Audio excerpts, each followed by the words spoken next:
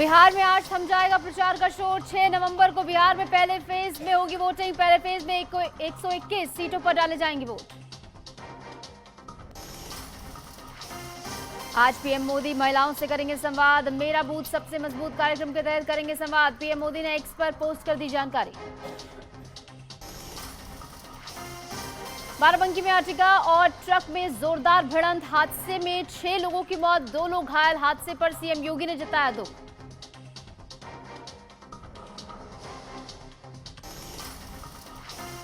Delhi NCR में दमघोटू हवा का कहर जारी। आज भी प्रदूषण बहुत खराब श्रेणी में। आईटीओ के आसपास AQI 347 दर्ज किया गया।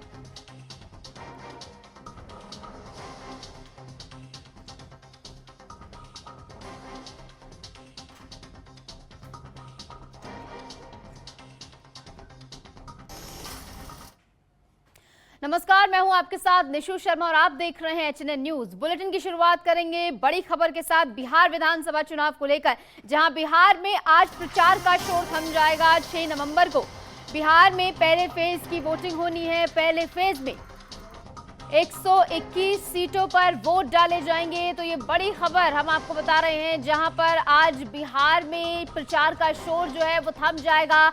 6 नवंबर को बिहार में पहले फेज में वोटिंग होनी है। पहले फेज में 121 सीटों पर वोट डाले जाएंगे। और आपने देखा है किस तरीके से अब तक प्रचार का दौर बिहार में जारी रहा है, जहां पर महागठबंधन से लेकर एनडीए तमाम दल जो हैं यहां पर अपने दिग्गज नेताओं को जमीन पर उतारते हुए नजर आए हैं। और बिहार की सड़कों पर आपको तमाम उन नेताओं का जमघट, उन बड़े नेताओं का, बड़े चेहरों का जमघट नजर आया, जिन्होंने जमकर प्रचार किया है बिहार विधानसभा चुनाव में। सीएम योगी आदित्यनाथ से लेकर प्रधानमंत्री नरेंद्र मोदी और गृह मंत्री अमित शाह, जेपी नड्डा ने एनडीए का मोर्चा संभाला। तो वहीं महागठबंधन से राहुल गांधी, प्रियंका गांधी वाड्रा, तेजस्वी यादव लगातार हुंकार भरते हुए नजर आए। तो कुल मिलाकर आपने देखा बिहार विधानसभा चुनाव में किस तरीके से प्रचार का शोर हुआ।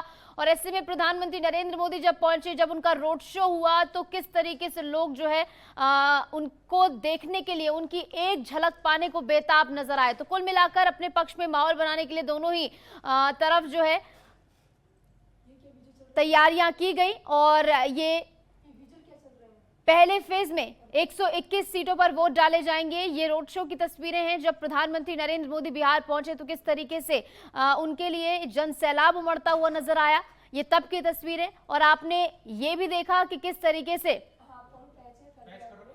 महागठबंधन की ओर से भी अपनी तैयारियों को धार दी गई। तेजस्वी यादव लगातार भ्रष्टाचार को लेकर घिरते हुए नजर आए, क्योंकि लगातार एनडीए भ्रष्टाचार का आरोप जो है उन पर लगाती आई कि किस तरीके से उनके कार्यकाल में, आरजेडी के कार्यकाल में बिहार में भ्रष्टाचार हुआ। और ऐसे में महागठबंधन की ओर से भी तैयारियां जो है यहाँ पर तेजस्वी यादव की ओर से उन्हें धार दी गई। तेजस्वी यादव लगातार हावी होते हुए नजर आए। और इसी के साथ साथ बड़ा वादा उनकी ओर से किया गया है कि अगर उनकी सरकार बनती है तो हर घर में एक व्यक्ति को सरकारी नौकरी दी जाएगी। और जैसे ही उनकी सरकार बनती है तो महज 20 दिन के अंदर इसका ब्लूप्रिंट तैयार किया जाएगा और इसको आगे बढ़ाया जाएगा। यानी महज एक आइडिया नहीं, बल्कि वो पूरा प्लान भी जनता के सामने पेश कर रहे हैं। और आपने संकल्प पत्र बनाम मैनिफेस्टो भी देखा है कि किस तरीके से जो है दोनों ही तरफ वादों की झड़ी जो है लगती हुई नजर आई है। पहले फेज में 121 सीटों पर मतदान होना है। ऐसे में बिहार के मतदाता भी इस समय जागरूक की किस पर ज्यादा एतबार करना है। बहरहाल ये तो देखने वाली बात होगी। लेकिन बिहार विधानसभा चुनाव में किस तरीके से सियासी सरगर्मियां हैं वो आप चुनावी जनसभाओं में लगते नारों से समझ सकते हैं कि लगातार जनता जो है इस बार विकास के लिए वोट करने के लिए आगे बढ़ रही है। लेकिन जनता किस पर एतबार करती है? नीतीश सरकार पर, जो कि लगातार 20 साल से सत्ता में है। हालांकि उनकी ओर से वादे किए जा रहे हैं कि देखिए हमने काम किया है, यहाँ पर विकास को हमने आगे बढ़ाया है। और ऐसे में तेजस्वी यादव की बात करें तो वो अपने बतौर डिप्टी सीएम का कार्यकाल याद दिलाते हुए नजर आ रहे हैं कि वो छोटा कार्यकाल रहा, जरूर वो छोटा रहा, लेकिन उन्होंने नौकरियां देने का काम किया है। और जैसे दोबारा से उनकी अगर सरकार बनती है तो वो नौकरियां देने का काम जो है एक बार फिर से करते हुए नजर आएंगे। तो नौकरी बनाम नौकरी का वादा यहाँ पर किया जा रहा है दोनों ही तरफ से। और ऐसे में दिलचस्प ये भी देखना है कि प्रशांत किशोर भी इस बार चुनावी मैदान में है, वो भी पूरे दमखम से हुंकार भर रहे हैं, तो ऐसे में वो भी तमाम समीकरणों को एनडीए और महागठबंधन के लिए बिगाड़ सकते हैं, इसकी आशंका है। तो बिहार में आज चुनावी शोर जो है थम जाएगा, ये बड़ी खबर है। 6 नवंबर को बिहार में पहले फेज की वोटिंग होनी और आचार संहिता के तहत अब जो है चुनावी शोर पहले फेज के लिए थम जाएगा। बिहार में आज आखिरी दिन होगा पहले फेज के प्रचार के लिए, और आज आप देखेंगे कि किस तरीके से आज भी पूरे दमखम के साथ प्रचार किया जाएगा। दोनों ही तरफ से लगातार जो है बड़े नेता मोर्चा संभाले हुए हैं, और ऐसे में देखिए देखना ये भी बेहद दिलचस्प है कि एनडीए में शुरुआत से ही समन्वय जो है बिठा हुआ नजर आया, चाहे वो सीट शेयरिंग को लेकर हो, नीतीश कुमार को लेकर भी हालांकि कोई ऐसी आधिकारिक प्रेस कॉन्फ्रेंस नहीं की गई, लेकिन इसके बावजूद हर एक नेता की जुबान पर यही रहा कि नीतीश कुमार हमारा जो है सीएम फेस है।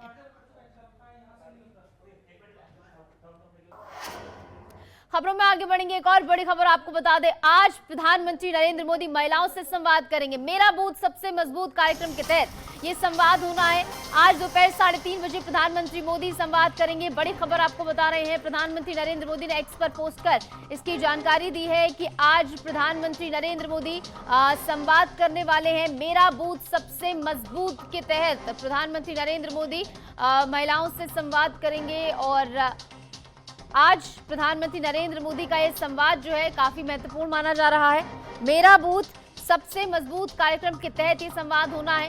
दोपहर 3:30 बजे का समय इसके लिए मुकम्मल किया गया है, जब ये संवाद होगा। प्रधानमंत्री नरेंद्र मोदी ने बाकायदा अपने आधिकारिक एक्स हैंडल पर पोस्ट कर इस बारे में जानकारी दी है।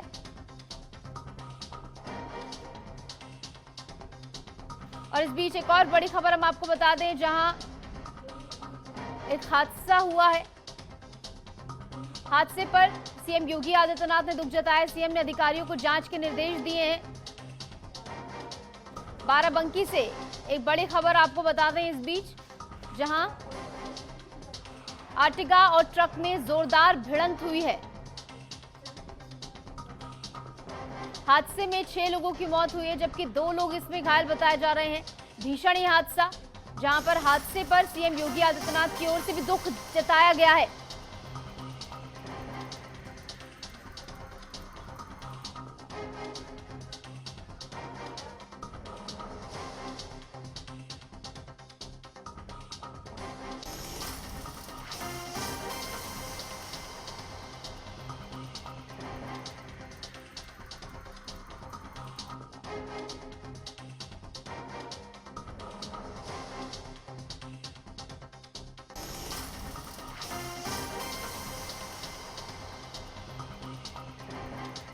से संवाद रहने वाला है, ये बड़ी खबर हम आपको बता रहे हैं। मेरा बूथ सबसे मजबूत कार्यक्रम के तहत ये संवाद होगा, और ये बड़ी और अहम जानकारी आप तक पहुंचा रहे हैं, जहां मेरा बूथ सबसे मजबूत कार्यक्रम आज रहने वाला है, जहां पर प्रधानमंत्री नरेंद्र मोदी महिलाओं से सीधा संवाद स्थापित करेंगे। और आज 3:30 बजे का समय इसको लेकर दिया गया है, जब ये संवाद होना है।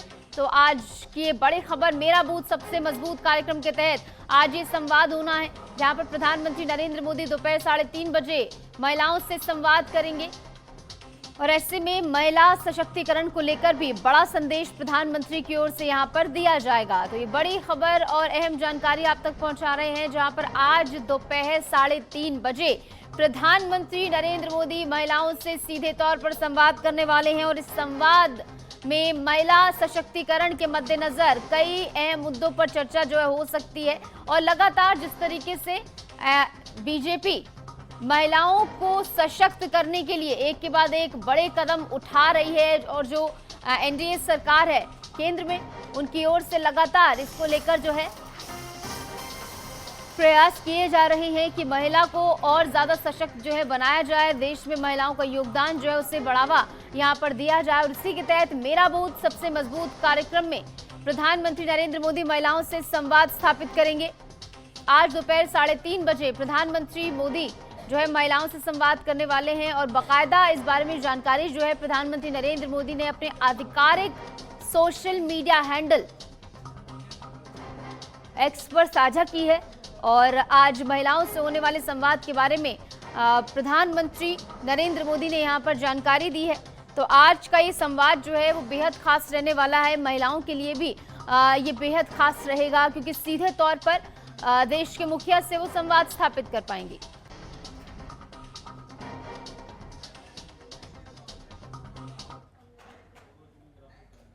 बढ़ेंगे आगे, राजधानी लखनऊ से एक बड़ी खबर आपको बता दें। सीएम योगी ने बिहार में आज 4 जनसभाएं उनकी होनी है। सुबह 11:30 बजे दरभंगा में रोड शो होगा, जनसभा होगी और 1:15 बजे मयूदीनगर विधानसभा में जनसभा होगी। दोपहर 2:35 पर लखीसराय विधानसभा में रैली है और 4:10 पर बैकुंठपुर विधानसभा में जनसभा होगी। तो प्रधानमंत्री नरेंद्र मोदी के बाद अब सीएम योगी आदित्यनाथ भी लगातार एक्टिव नजर आ रहे हैं, जहां पर सीएम योगी आदित्यनाथ की आज बिहार में 4 जनसभाएं होने वाली है और इन जनसभाओं में आप देखेंगे सीएम योगी आदित्यनाथ एक बार फिर से हुंकार भरेंगे और जिस तरीके से लगातार पूरे विपक्ष को आड़े हाथों वो ले रहे हैं। इससे पहले जब दरभंगा वो पहुंचे थे तो उनकी ओर से एक बयान दिया गया कि इंडी गठबंधन में 3 बंदर हैं, जिनमें से एक अच्छा सुन नहीं सकता, एक अच्छा बोल नहीं सकता और एक अच्छा देख नहीं सकता। राहुल गांधी का जिक्र उन्होंने किया कि किस तरीके से राहुल गांधी जो है देश के खिलाफ नफरत फैला रहे हैं और ऐसे में बिहार के तमाम समीकरणों को साधने के लिए बीजेपी के स्टार प्रचारक सीएम योगी आदित्यनाथ इस समय बिहार की धरती पर एक्टिव बने हुए हैं और आज भी उनकी 4 जनसभाएं होने वाली। दरभंगा मयूदीनगर में रोड शो और जनसभा होगी और इसके अलावा दोपहर 2:35 पर लखीसराय विधानसभा में रैली होने वाली है। तो कुल मिलाकर सीएम योगी आदित्यनाथ आज ताबड़तोड़ तरीके से जनसभाएं करेंगे, रैलियां करेंगे और बीजेपी प्रत्याशियों के पक्ष में माहौल बनाने का प्रयास यहां पर सीएम योगी आदित्यनाथ की ओर से किया जाएगा। और पूरा स्केड्यूल क्या रहने वाला है वो भी एक बार फिर से आपको बता देते हैं। सुबह 11:50 पर दरभंगा में रोड शो होगा और इसके बाद 1:15 पर महीउद्दीनगर में उनका जो है रोड शो होगा, जनसभा होगी। इसके बाद दोपहर 2:35 पर लखीसराय विधानसभा पहुंचेंगे और फिर उसके बाद 4:10 पर बैकुंठपुर विधानसभा में उनकी जनसभा होगी। तो कुल मिलाकर ये 4 जनसभाएं आज सीएम योगी आदित्यनाथ की रहेंगी।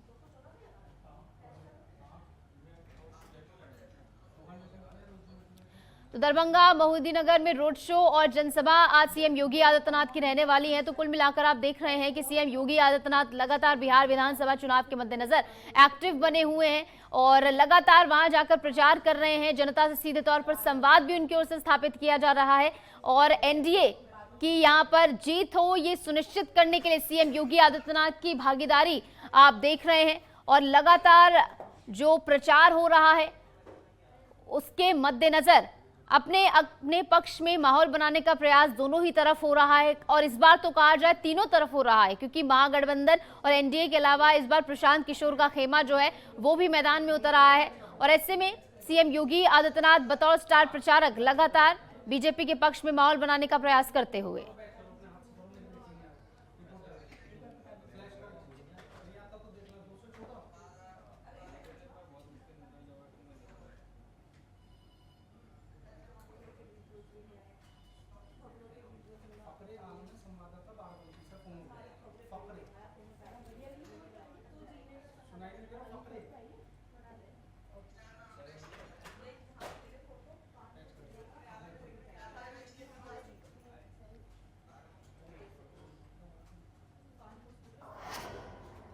और इस बीच एक बड़ी खबर आपको बता दें, बाराबंकी से इस वक्त की बड़ी खबर आ रही है। अर्टिगा और ट्रक में जोरदार भिड़ंत की खबर है। हादसा इतना भीषण था कि 6 लोगों की इसमें मौत हो गई जबकि 2 लोग इसमें घायल बताए जा रहे हैं।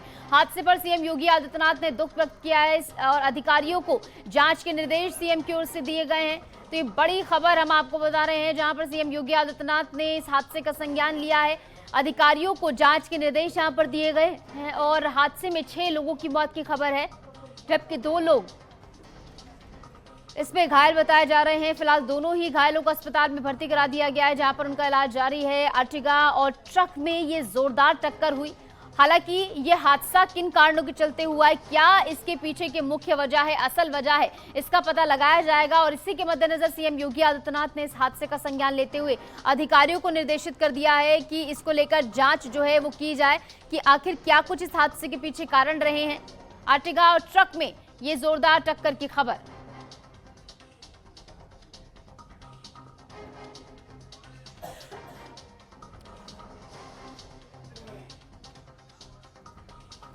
तो हादसे में 6 लोगों की मौत हुई है, जबकि 2 लोग इसमें घायल हुए हैं। हादसे पर सीएम योगी आदित्यनाथ ने दुख व्यक्त किया और अधिकारियों को जांच के निर्देश उनकी ओर से दिए गए हैं।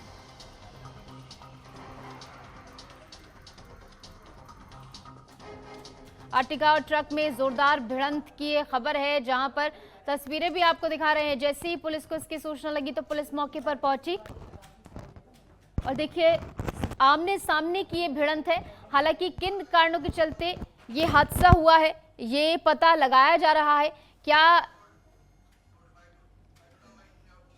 अब यह बात हम सोच रहे तो हम थोड़े बताए। हाँ। पूरी बात अच्छा, कैसे पता चला एक्सीडेंट? कैसे हुआ? पता चला आपको? इंसिडेंट हम आवाज पाए ना। तो क्या दिखा आपने?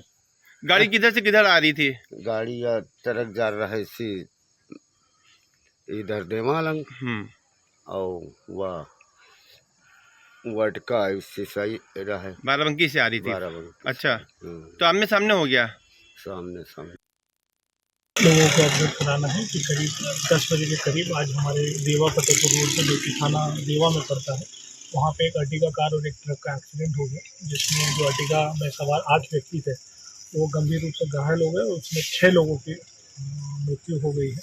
इसमें 5 पुरुष हैं और 1 महिला है और 2 लोगों जो घायल थे उनको बेहतर इलाज के लिए हाजीपुर का रेफर किया गया है।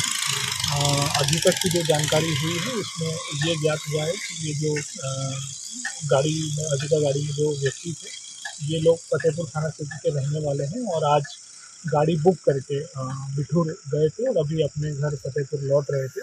जो गाड़ी मालिक हैं वो भी फतेहपुर के रहने वाले हैं और जो उनके ड्राइवर हैं वो मोहम्मदपुर खाला। अभी आज रात लगभग 10 बजे का ये वाक़या है। देवा और फतेहपुर के बीच में एक पुतलपुर गांव है जो देवा और फतेहपुर की सीमा के बीच में आता है और कल्याणी नदी का एक पुल बना हुआ जो कि बॉटल नेक टाइप का पुल है।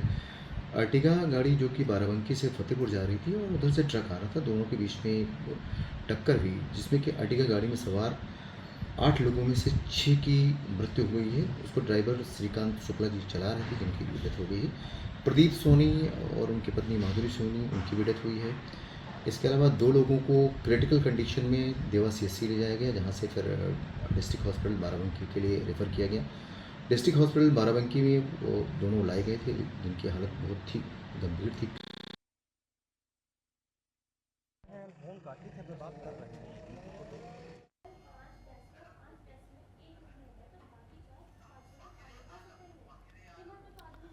और इस बीच हमारे संवाददाता फखरे आलम जुड़ गए हैं ज़्यादा जानकारी के साथ। तो फखरे, क्या कुछ इसको लेकर अपडेट है, इस हादसे को लेकर?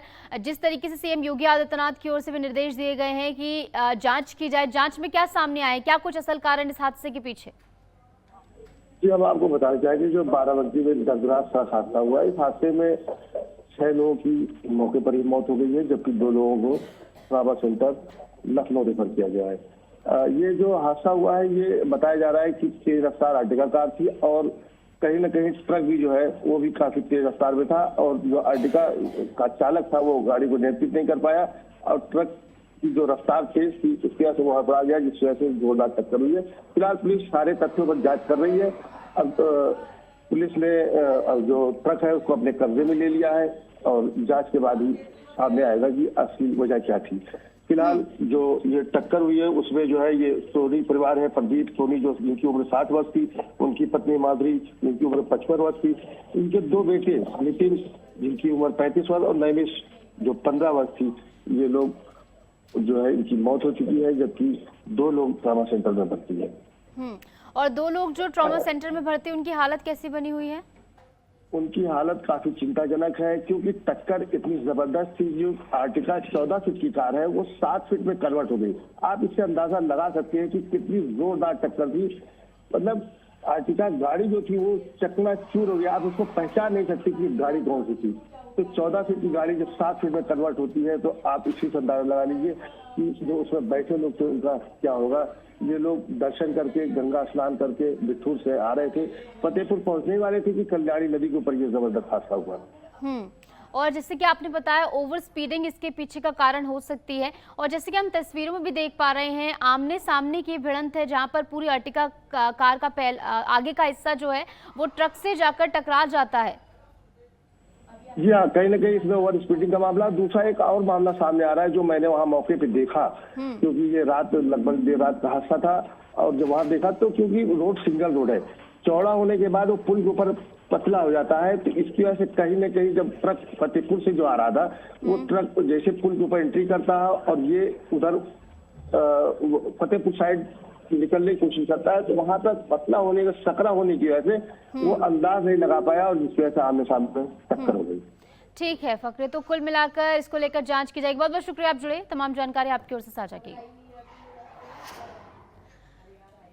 बढ़ेंगे आगे, राजधानी लखनऊ से एक बड़ी खबर आपको बता दें, सीएम योगी आदित्यनाथ ने वीडियो कॉन्फ्रेंसिंग की है। कानून व्यवस्था, धान खरीद, त्योहारों पर वीडियो कॉन्फ्रेंसिंग केंद्रित रही। यूपी के सभी वरिष्ठ अधिकारी इस कॉन्फ्रेंस में मौजूद रहे और मुख्यमंत्री योगी आदित्यनाथ ने यहां पर समीक्षा बैठक की है। कार्तिक पूर्णिमा, देव दीपावली, मेलों की तैयारियों की समीक्षा यहां पर सीएम योगी आदित्यनाथ की ओर से की गई है।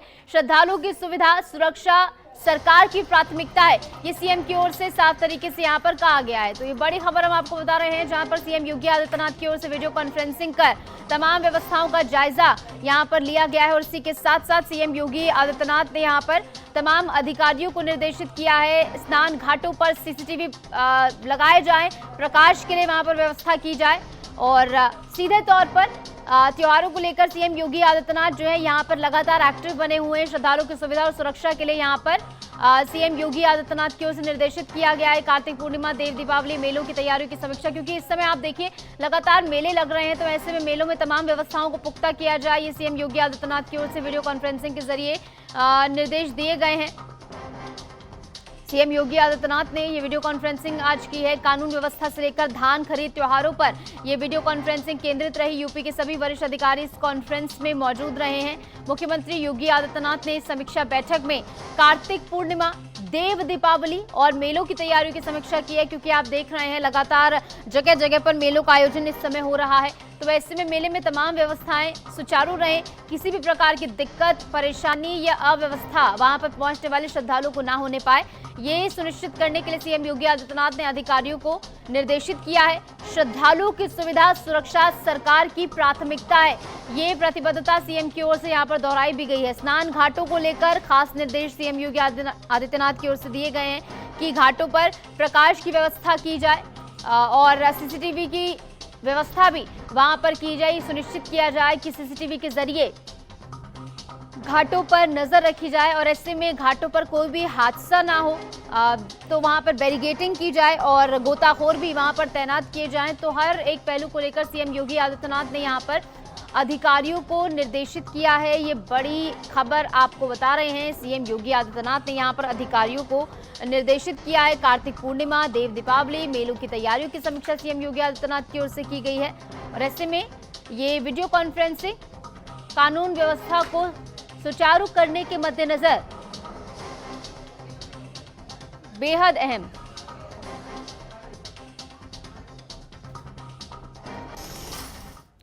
और फिलहाल के लिए हमारे इस खास बुलेटिन में इतना ही। खबरों का सिलसिला लगातार जारी, आप देखते रहिए HNN न्यूज।